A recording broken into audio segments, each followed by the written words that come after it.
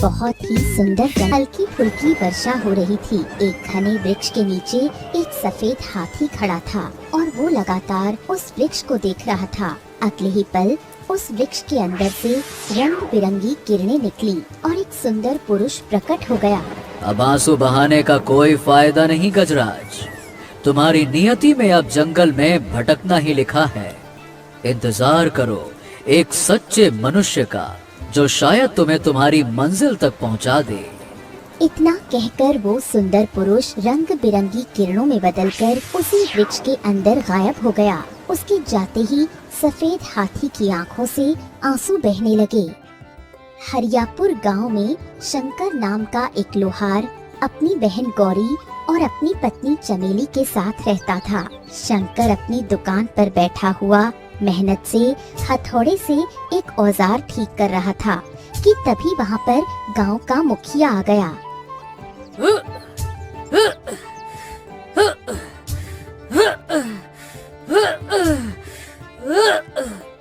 अरे अरे अरे अरे भाई, जरा संभाल कर काम कर।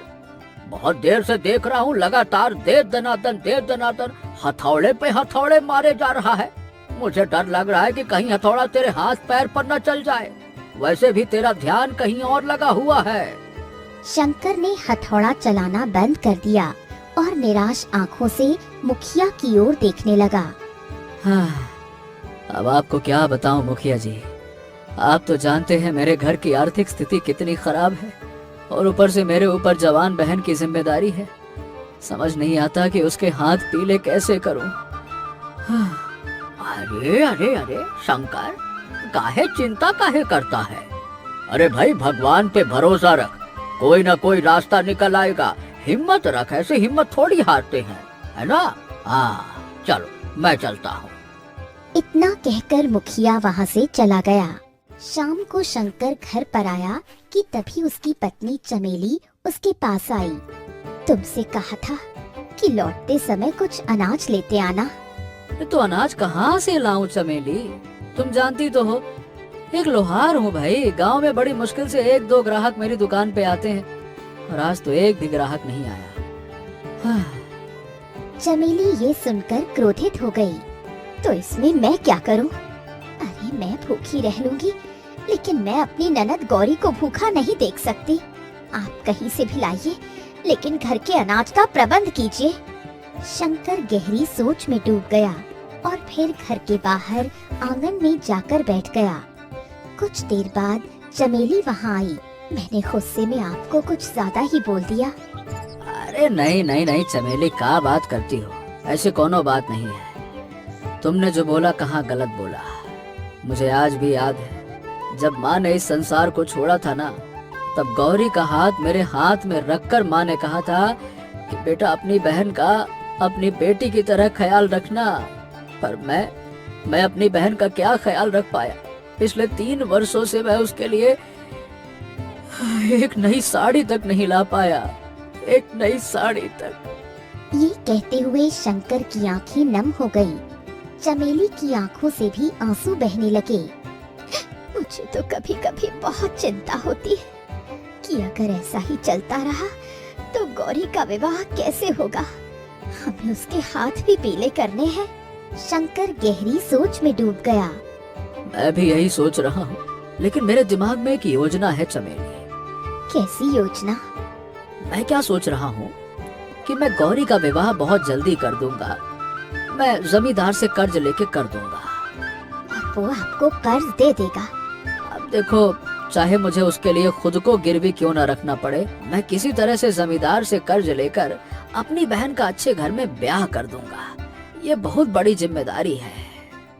अगले दिन शंकर सीधे जमींदार की हवेली में पहुंचा। 56, 57, अरे शंकर, ओ हो, तुम हमारी हवेली में, भैया कमाल हो गया। क्या बात है? शंकर ने जमींदार की ओर देखा। नमस्कार जमींदार जी। जमींदार जी, मुझे कुछ कर्ज की आवश्यकता है। हाँ, बताओ भैया, कितना कर्ज चाहिए, बताओ। शंकर ने नीची नजर करके जमींदार की ओर देखा। मुझे मुझे 10 सोने के सिक्के के रूप में कर्ज चाहिए। ये सुनकर जमींदार चौंक गया। हैं 10 सोने के सिक्के? ये शंकर, जितना कर्ज तू मांग रहा है ना, उतने में एक बेटी की शादी आराम से हो जाती है। हाँ, बिल्कुल सही कह रहे हैं जमींदार जी। मैं ये कर्ज अपनी बहन की शादी के लिए ही मांग रहा हूँ। क्या है कि मुझे जल्द से जल्द उसके हाथ पीले करने हैं। अब मैं अपना घर भी गिरवी रखने के लिए तैयार हूँ। मैं सब कुछ करूँगा, आप बस कर्ज दे दीजिए। क्या बात है भाई, क्या तू सच में अपना घर गिरवी रखने के लिए तैयार है? हाँ, अगर मैं ये कर्ज नहीं चुका पाया तो आप मेरा घर छीन लीजिएगा। जमींदार ने शंकर को गहरी नजरों से देखा।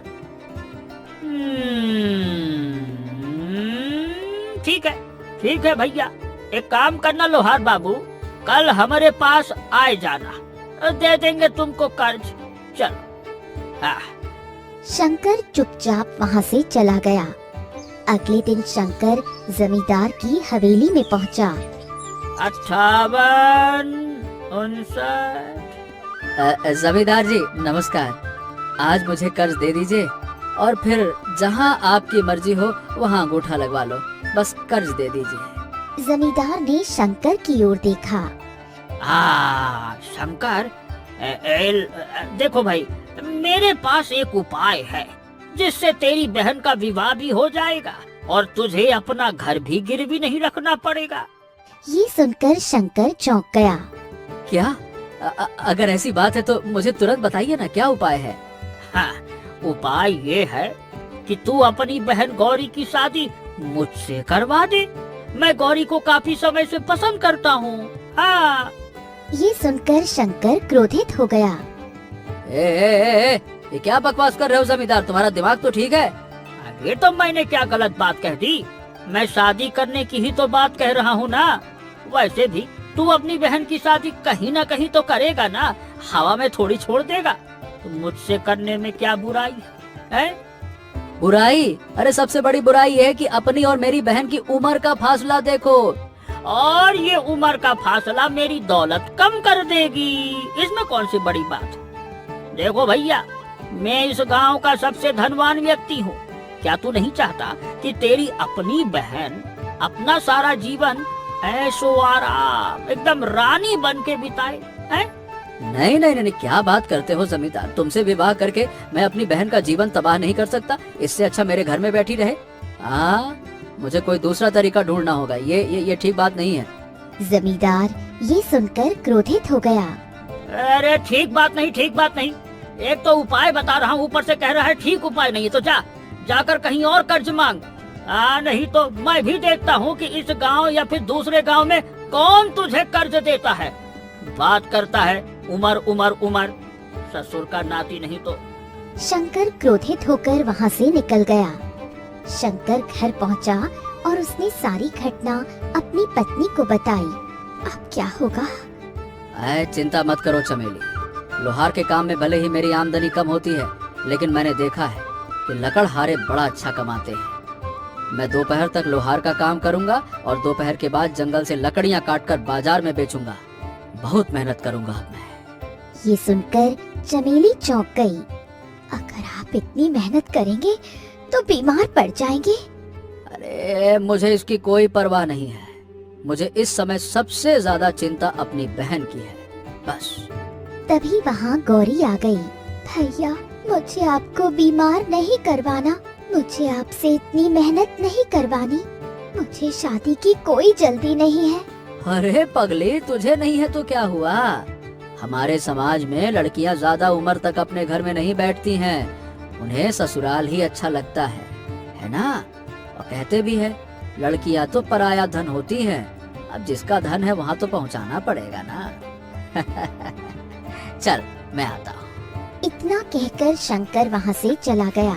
अगले दिन शंकर दोपहर तक अपनी दुकान में मेहनत से काम करता रहा और उसके बाद कुल्हाड़ी लेकर जंगल की ओर निकल पड़ा। कुछ देर बाद वो जंगल में पहुंचा और एक वृक्ष की लकड़ी काटने लगा। तभी एक दूसरा लकड़हारा वहां आया।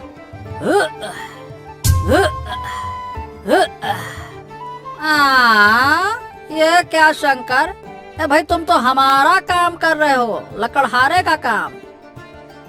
हाँ, ऐसा है भैया कि जंगल है सबका। अब क्या तुम्हारा इस जंगल पे नाम लिखा है क्या? अरे मैं तो इसलिए कह रहा था कि तुम लोहार हो ना, अचानक से लकड़हारा कैसे बन गए भाई? अरे मजबूरी मनुष्य को पता नहीं क्या से क्या बना देती है। मैं तो लकड़हारा ही बना हूँ। दूसरा लकड़हारा चुपचाप वहाँ से चला गया। कुछ देर बाद शंकर ने लकड़ियों का गट्ठर तैयार किया हाँ, और अपने गांव की ओर चल पड़ा। तभी उसकी नजर एक सफेद हाथी पर पड़ी। अरे ये तो ऐरावत है। ये इस जंगल में ऐरावत भी है, मुझे तो पता ही नहीं था। तभी शंकर ने देखा कि वो सफेद हाथी दलदल की ओर बढ़ रहा था। हे भगवान, लगता है ये हाथी इस जंगल का नहीं है। अरे तेरी, इसको पता ही नहीं है कि आगे दलदल है। अरे रे रे रे रे, अगर ये उसमें फंस गया तो बेचारा बच नहीं पाएगा। एक तो इतना भारी शरीर, निकलेगा कैसे? ओहो, मुझे इसे अभी रोकना होगा। अब शंकर ने लकड़ियों का गट्ठर फेंका और दौड़कर हाथी के सामने आ गया। वो हाथ के इशारों से उसे आगे जाने से रोकने लगा, लेकिन हाथी ने अपनी सूंड से उसे उठाकर एक तरफ रख दिया और आगे बढ़ने लगा। रुको, आगे मत जाना। हाथी जी, आगे दलदल है, तुम उसमें फंस जाओगे, नहीं निकल पाओगे, शरीर बड़ा है तुम्हारा। अगले ही पल हाथी के कदम रुक गए और वो शंकर की ओर देखने लगा। हैं? ये क्या? मैंने कहा और ये रुक गया। वाह, जैसे ये मेरी भाषा समझता हो। तभी वहाँ रंग बिरंगी किरणों के बीच एक सुंदर पुरुष प्रकट हुआ। शंकर उसे देखकर चौंक गया। हैं? कौन हो तुम? ये मैं तुम्हें नहीं बता सकता कि मैं कौन हूँ, परंतु तुमने ऐरावत की जान बचाई। मैं तुम्हें इसकी जादुई शक्तियों के बारे में बताना चाहता हूँ। इसे अपने घर ले जाओ और इसकी सेवा करो, फिर इसका कमाल देखना। वाह, एक तो गरीबी, ऊपर से आटा गीला। मेरे घर में खुद खाने के लाले पड़े हैं और मैं घर इनको ले जाऊं, हाथी को। वाह भाई। जानते हो इसकी चमत्कारी शक्ति क्या है? जब तक तुम सच्चाई का साथ दोगे, तुम्हारे घर का हर बर्तन सोने का बन जाएगा और तुम धनवान बन जाओगे। परंतु जैसे ही तुम्हारे या तुम्हारे परिवार के मन में लालच आएगा, उसी दिन ये गायब हो जाएगा। इतना कहकर वो सुंदर पुरुष रंग बिरंगी किरणों में बदलकर वहाँ से गायब हो गया। शंकर ने सफेद हाथी की ओर देखा। हाँ, चलिए, आइए, आज से तुम मेरे साथ रहोगे। शंकर सफेद हाथी को अपने घर ले आया। घर पर शंकर के साथ सफेद हाथी को देखकर उसकी पत्नी चमेली और उसकी बहन गौरी चौंक गईं। ये सफेद हाथी कहाँ से पकड़ लाए? हाँ, आइए, इसका नाम ऐरावत है। आज से हम इसे ऐरावत कह के बुलाएंगे। और ये कोई साधारण ऐरावत नहीं है, बल्कि जादुई हाथी है, जादुई हाथी।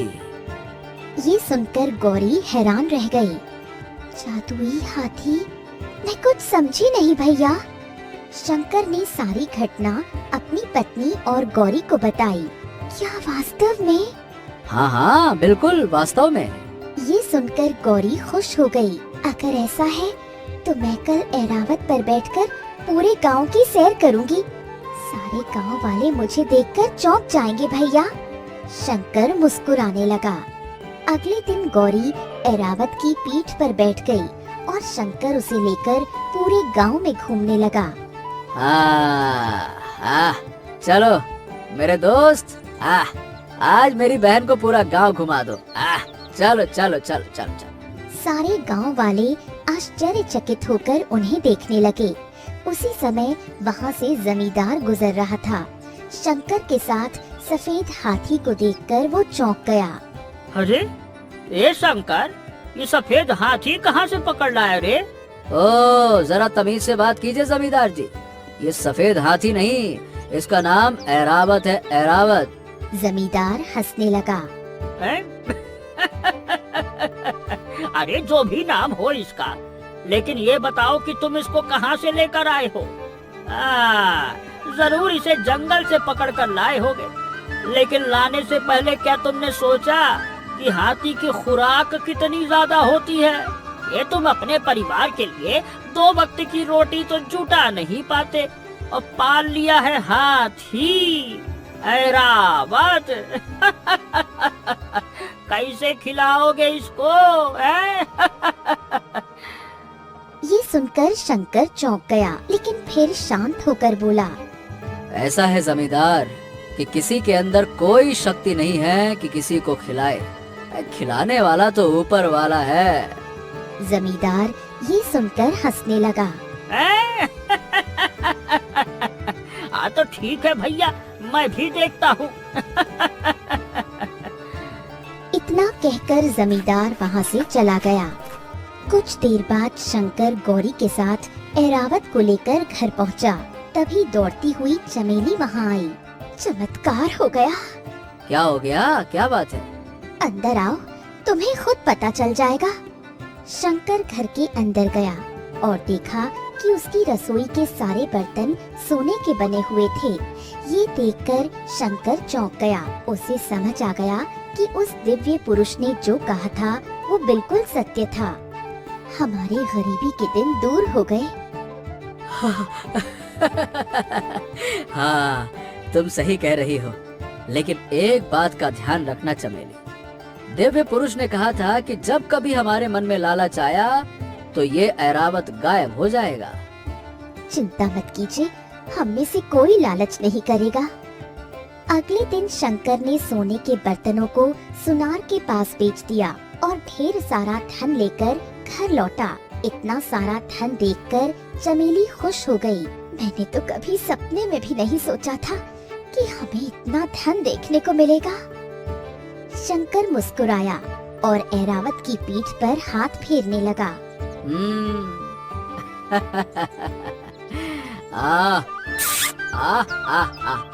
ये सब मेरे ऐरावत की वजह से हुआ है। आप मेरे प्यारे दोस्त।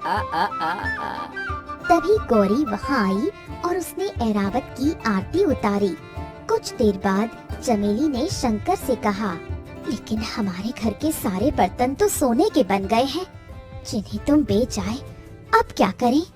तभी गौरी ने कहा, भैया आप तो लोहार हो, क्यों ना आप लोहे के बर्तन बनाओ। अगर वो भी सोने में बदल गए तो हमें बहुत सारा सोना मिल सकता है। शंकर ने सोचते हुए कहा, सही कह रही हो, लेकिन याद रखना, अगर हमें बहुत सारा सोना मिल भी गया तो उसके बाद हम और ज्यादा की इच्छा नहीं करेंगे। मनुष्य की इच्छाओं का कोई अंत नहीं होता है। हमें लालच नहीं करना, सीधी बात। ये सुनकर गौरी मुस्कुरा दी। अगले दिन शंकर अपनी दुकान पर गया और बहुत सारे लोहे के बर्तन बनाने लगा। तभी वहाँ जमींदार आ गया। अरे शंकर, ए शंकर बा, ये का देख रहा हूँ मैं? तुम इतने बड़े बड़े और भारी भारी लोहे के बर्तन बना रहे हो, आखिर इनका करोगे क्या? शंकर ने जमींदार की ओर देखा। तुम्हारे सर पे पटकने के लिए बना रहा हूँ। अरे जाओ, अपने काम से काम रखो। गजब है, दूसरों के काम में टांग अड़ाने चले आते हो। जमींदार मुंह बनाकर वहाँ से चला गया। शंकर लोहे के बर्तन लेकर घर आ गया। अगली सुबह जब शंकर उठा तो उसने देखा कि सारे लोहे के बर्तन सोने के बन चुके थे। ये देखकर चमेली और गौरी खुशी से झूम उठी। हाँ, अब मैं अपनी बहन का विवाह धूमधाम से कर सकता हूँ। अब मुझे किसी चीज की इच्छा नहीं है। शंकर उन सोने के बर्तनों को दूसरे राज्य में बेच आया और बहुत सारा धन लेकर घर लौटा। देखते ही देखते शंकर की किस्मत बदल गई। उसकी टूटी फूटी झोपड़ी की जगह अब एक शानदार हवेली खड़ी थी, जिसमें नौकर चाकर भी थे। कुछ ही दिनों बाद शंकर की बहन गौरी का विवाह धूमधाम से संपन्न हुआ। गौरी अपने पति के साथ विदा होकर चली गई, लेकिन ये सब देखकर जमींदार के मन में जलन बढ़ने लगी और वो समझ नहीं पा रहा था कि ये सब कैसे हुआ। जमींदार गुस्से में अपनी हवेली में बैठा था। तभी उसका नौकर बिरजू वहाँ आया। क्या हुआ जमींदार जी? ये तुम्हारा चेहरा ये फटे हुए आलू जैसा क्यों हो रहा है? ये सुनकर जमींदार क्रोधित हो गया। अरे तेरा दिमाग, मैं तुझसे कितनी बार कहा है बिरजू कि मुझसे मजाक न किया कर, नहीं तो मैं दिमाग खराब कर दिया। बिरजू फिर हंसने लगा। क्या करूं जमींदार जी, जब भी आपकी शक्ल देखता हूँ मजाक अपने आप ही सूझ जाता है। आप अब देखो ना, पूरे 50 साल के हो गए हैं, लेकिन अभी भी तुम्हारी शादी नहीं हुई है। अरे बकवास बंद कर। शादी नहीं हुई, शादी नहीं हुई, शादी हुई नहीं बल्कि मैंने की नहीं है। मैं आज भी 30 साल से ज्यादा का नहीं लगता हूँ। देख तो, एकदम मस्त लगता हूँ मैं। कुछ देर बाद वो गंभीर हुआ। अच्छा ठीक है, गुस्सा छोड़िए जमींदार, बताइए इतनी चिंता में काहे बैठे हैं? चिंता का कारण है शंकर। समझ में नहीं आ रहा कि आखिर उसका समय इतनी जल्दी से बदल कैसे गया। सोचा था कि वो अपनी बहन की शादी के लिए धन नहीं जुटा पाएगा और हार कर घूम फिर कर आएगा मेरे पास, लेकिन ऐसा कुछ हुआ नहीं। अचानक से वो ससुरा धनवान बन गया और अपने बहन की शादी भी अच्छे घर में कर दी। समझ नहीं आता कि आखिरकार वो धनवान बना कैसे बना वो धनवान, कैसे? बिरजू गहरी सोच में डूब गया। जमींदार जी, मैंने देखा है कि जब से शंकर के पास ना वो सफेद हाथी आया है ना, तब ही से उसकी किस्मत बदलने लगी है। हो ना हो उस हाथी का संबंध उसकी किस्मत से जुड़ा है। ये सुनकर जमींदार की आंखों में चमक आ गई। जरूर तुम बिल्कुल सही कह रहे हो।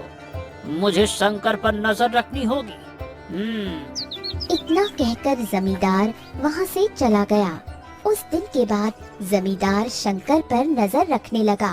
एक दिन उसने देखा कि शंकर जंगल में अपने हाथी ऐरावत के साथ बैठा था। शंकर ऐरावत की पीठ पर हाथ फेर रहा था। आह, आह, आह, आह, आह। मेरे मित्र ऐरावत, जब से तुम मेरे जीवन में आए हो मेरा तो जीवन बदल गया। तुमको पता है, मैं डरता था कि कहीं मेरी पत्नी के मन में लालच ना आ जाए, लेकिन अच्छा हुआ कि ऐसा नहीं हुआ। मुझे आज भी वो बात याद है जब उस दिव्य पुरुष ने कहा था कि अगर मेरे या मेरे परिवार के मन में लालच आया तो तुम गायब हो जाओगे। बस अब से मैं तुमसे कभी अलग नहीं हो सकता। अरे तुम मेरे सच्चे मित्र हो। आ, ये सब सुनकर जमींदार चौंक गया। अच्छा, तो ये ससुरा सफेद ऐरावत किसी दिव्य शक्ति का वरदान है, और अगर इसके या इसके परिवार के मन में लालच आया तो ये गायब हो जाएगा। शंकर के मन में लालच आना तो मुश्किल है, लेकिन उसकी पत्नी चमेली को बहकाना आसान होगा। ये सोचकर जमींदार वहाँ से चला गया। जमींदार सीधे शंकर की हवेली पहुँचा, जहाँ चमेली बैठी थी। चमेली ने जमींदार को देखा और चौंक गई। अरे जमींदार, तुम मेरी हवेली में? अरे चमेली, अब तुम भी देखो मेरी बराबरी की हो गई हो। देखा जाए तो तुम इस गांव की ठाकुराइन हो गई हो। ये सुनकर चमेली हैरान रह गई। ये कैसी बातें कर रहे हैं आप? अरे बिल्कुल सही तो कह रहा हूँ। देखो, जब मनुष्य के पास धन आ जाता है तो उसे सत्ता की भी जरूरत होती है। अब देखो, गांव वाले मुझे देखकर सिर झुका लेते हैं, लेकिन तुम्हें देखकर बस मुस्कुराकर निकल जाते हैं। बस। चमेली ये सुनकर सोच में पड़ गई। मैं इतनी भी धनवान नहीं हूँ, तुम हमसे ज्यादा धनवान हो। तुम्हारे पास आधे गांव के खेत हैं, मेरे पास तो बस थोड़ा सा धन और ये हवेली है। अब देखो, मुझे नहीं पता कि तुम्हारे पास इतना धन कहाँ से आया, लेकिन हाँ, मुझे विश्वास है कि जरूर तुम्हारे पति के पास कोई बड़ा व्यापार है या कोई चमत्कारी चीज है। अब देखो भाई, मैं तो इतना कहना चाहता हूँ कि अगर तुम्हारे पास कुछ ऐसा है तो तुम मुझसे भी ज्यादा धन कमा सकती हो। इस गांव के खेत और बहुत सारी चीजों को खरीद सकती हो, लोगों को कर्ज दे सकती हो, उनसे ब्याज लो और उन्हें अपना गुलाम बना लो। फिर देखना, सारे गांव वाले तुम्हारे सम्मान में अपनी गर्दन झुका देंगे। सम्मान उसी का होता है जिसके पास सबसे ज्यादा धन होता है। तुम भी हमारी बराबरी में बैठ तो सकती हो। क्या देख क्या रही हो, बताओ, बैठना चाहती हो हमारी बराबरी में, हैं? बताओ। ये सुनकर चमेली की आंखों में चमक आ गई। मेरा काम तो हो गया। जमींदार हाथ जोड़कर वहाँ से चला गया। शाम को शंकर ऐरावत को लेकर घर लौटा। मैं चाहती हूँ कि आप फिर से लोहार की दुकान खोलें और बहुत बड़े बड़े लोहे के बर्तन बनाते रहें, इतने बर्तन कि हमारी हवेली भर जाए। ये सुनकर शंकर चौंक गया। क्या ये कैसी बातें कर रही हो तुम चमेली? इतने सारे बर्तन बनवा कर तुम करोगी क्या है? उन सारे बर्तनों को सोना बना दूंगी। जब वो सोने के बन जाएंगे तो उन्हें बेच देना। फिर हमारे पास इतना धन होगा कि हम पूरे गांव के खेत खरीद लेंगे और उस जमींदार की हैसियत भी हमारे सामने कुछ नहीं रहेगी। ये सुनकर शंकर स्तब्ध रह गया। चमेली, ये आज तुमको हो क्या गया है? तुम्हारा दिमाग तो ठीक है ना? अब मैं सिर्फ धनवान नहीं, इस गांव की सत्ता भी चाहती हूँ। मैं अब साधारण जीवन नहीं जीना चाहती। ए चमेली, ये लालच है, लालच। और मैंने तुमसे कहा था ना कि लालच मत करना। बकवास मत करो, मुझे कुछ नहीं पता। शंकर ने बहुत समझाने की कोशिश की, लेकिन चमेली अपनी जिद पर अड़ी रही। आखिरकार शंकर अपनी दुकान पर गया और रात भर मेहनत करके बहुत सारे लोहे के बर्तन बना लाया। अगली सुबह जब चमेली उठी तो उसने देखा कि एक भी बर्तन सोने का नहीं बना था। ये क्या, पहले तो बर्तन सोने के बन जाते थे, अब एक भी बर्तन सोने का क्यों नहीं बना? तभी रंग बिरंगी किरणों के बीच ऐरावत अचानक गायब हो गया। ये देखकर शंकर की आंखों में आंसू आ गए। दिव्य पुरुष ने कहा था, अगर लालच करोगे तो ऐरावत गायब हो जाएगा। तुम्हारी वजह से मेरा मित्र चला गया। ये सुनकर चमेली को अपनी गलती का एहसास हुआ। हे भगवान, मुझसे ये कैसा पाप हो गया। काश मैं जमींदार की बातों में नहीं आती। तभी वहाँ जमींदार आ गया। चमेली, मुझे ऐरावत का रहस्य पता चल गया था। कल मैंने शंकर को उससे बात करते हुए सुना था। मैं जानता था कि शंकर के मन में लालच नहीं आएगा, लेकिन तुम्हें बहकाना आसान था और मेरी चाल काम कर गई। अब तुम मुझसे आगे नहीं बढ़ पाओगे और ये मेरा बदला है। तुमने मेरी शादी अपनी बहन से नहीं कराई ना, अब जीवन भर उस ऐरावत को याद करते रहो।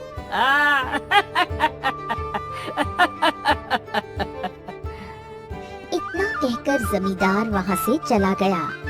समय बीतने लगा और शंकर दिन रात ऐरावत की याद में उदास रहने लगा।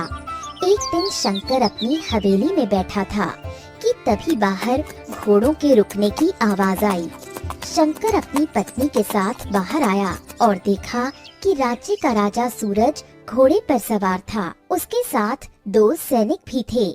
राजा सूरज घोड़े से उतरा और शंकर के पास आया। क्या हुआ मेरे मित्र, क्या तुम मुझे भूल गए? ये सुनकर शंकर चौंक गया। आप तो महाराज हैं, ऐसी बातें क्यों कर रहे हैं? हमारी और आपकी मित्रता कैसे हो सकती है? अरे सूरज, मैं तुम्हारा ऐरावत हूँ, वही सफेद हाथी जो अचानक से गायब हो गया था। ये सुनकर शंकर स्तब्ध रह गया। तभी रंग बिरंगी किरणों के बीच एक सफेद हाथी प्रकट हुआ और फिर उसी क्षण वो दिव्य पुरुष में बदल गया। हाँ, आप तो वही दिव्य पुरुष हैं जिन्होंने ऐरावत मुझे सौंपा था। हाँ, मैं हाथियों का देवता हूँ। कुछ समय पहले राजा सूरज को हाथियों का शिकार करने की आदत पड़ गई थी। जब मैंने उन्हें रोका तो वो अपने घमंड में डूबा रहा। तब मैंने उसे श्राप देकर सफेद हाथी बना दिया था। दिव्य पुरुष आगे कहने लगा, मैंने उससे कहा था कि जब कोई सच्चा मनुष्य तुम्हें अपनाएगा और तेरे कारण उसका जीवन बदलेगा, लेकिन अगर वो या उसका परिवार लालच करेगा तो तू वापस अपने असली रूप में आ पाएगा। राजा सूरज हाथ जोड़कर खड़ा हो गया। अब मुझे क्षमा कर दीजिए। अब मैं कभी वन्य जीवों का शिकार नहीं करूंगा। क्षमा कर दीजिए, मुझे क्षमा कर दीजिए। दिव्य पुरुष मुस्कुराया और रंग बिरंगी किरणों में विलीन हो गया। चमेली ने राजा सूरज के सामने हाथ जोड़ दिए। मुझे क्षमा कर दीजिए महाराज। नहीं नहीं नहीं नहीं, जो हुआ अच्छे के लिए हुआ। अगर जमींदार तुम्हें नहीं भड़काता तो तुम्हारे मन में लालच नहीं आता और मैं फिर हमेशा हाथी ही बना रहता। अरे तुम्हारी वजह से ही मैं मुक्त हुआ हूँ। जो हुआ अच्छा हुआ। ये सुनकर चमेली की आंखों में संतोष आ गया। राजा सूरज ने शंकर को बहुत सारा धन दिया। चलो अब मैं चलता हूँ। मेरे मित्र, हमारी मित्रता हमेशा बनी रहेगी। जब तुम चाहो हमारे महल में आ जाना और मैं भी तुमसे मिलने आता रहूंगा, है ना? इतना कहकर राजा सूरज अपने सैनिकों के साथ वहाँ से चला गया। दूर से जमींदार ये सब देख रहा था। कुछ देर बाद वो शंकर के पास आया और हाथ जोड़ दिए। मुझे क्षमा कर दो शंकर। मैं तुम्हारी बर्बादी चाहता था, लेकिन मैं गलत था। तुमने सही कहा था कि मनुष्य के हाथ में कुछ नहीं होता। देने वाला तो ऊपर वाला है, और जब वो देता है तो कोई उसे छीन नहीं सकता। कोई नहीं। शंकर मुस्कुराया। तुम्हें अपनी गलती का एहसास हो गया, बस मेरे लिए यही काफी है। जमींदार वहाँ से चला गया। शंकर अपनी पत्नी चमेली के साथ हवेली में लौट आया। समय के साथ शंकर का जीवन फिर से खुशियों से भर गया। उसने समझ लिया था कि सच्ची संपत्ति धन नहीं बल्कि संतोष और सच्चाई होती है, और ये भी कि लालच इंसान से उसका सबसे कीमती दोस्त छीन लेता है।